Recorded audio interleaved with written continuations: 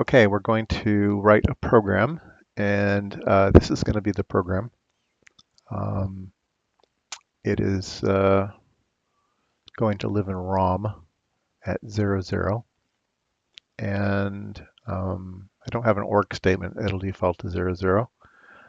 So the first 10 bytes will be 0, the next 10 bytes will be 1, and the next byte will be 30, and then a little header here. So what it's going to do is it's going to place these commands in the ROM. We will execute them one by one. Instruction 0 will do something 10 times. Instruction 1 will do something 10 times. And then instruction 3 is going to be a jump. Instruction 3 will be a jump and then followed by the jump address. So we will jump to 0. So that is going to be in ROM. Let's take a look to see what's going to be in the state machine. Okay, this is the state machine.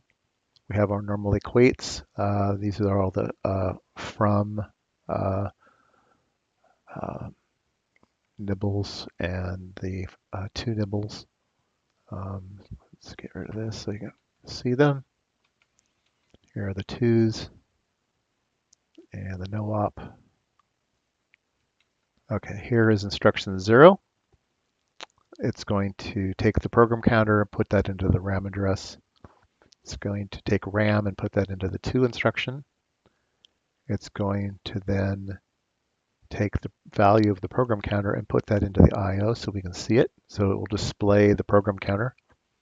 Then we'll increment the program counter and fill the remaining bytes with no op. So all of this here adds to 16 bytes. Instruction 1 will also always starts with taking the program counter, putting it in the RAM address, fetching the RAM, putting it in the instruction register. Those are always the same on each instruction. Then we're going to take the value of RAM and display that. So this one's displaying the program counter. This one's displaying the value of the RAM. Then we're going to increment the program counter, no ops. Instruction 2,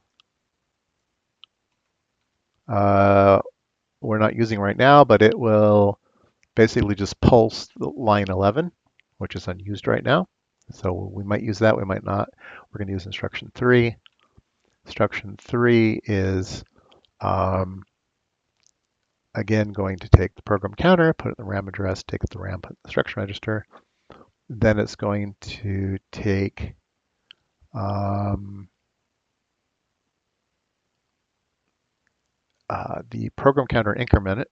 So now it's pointing to 0. Remember, we had instruction 3 then followed by 0, so that's the address we want to jump to. So it's going to point to that. We're going to take that RAM value, which is 0, put that in the program counter.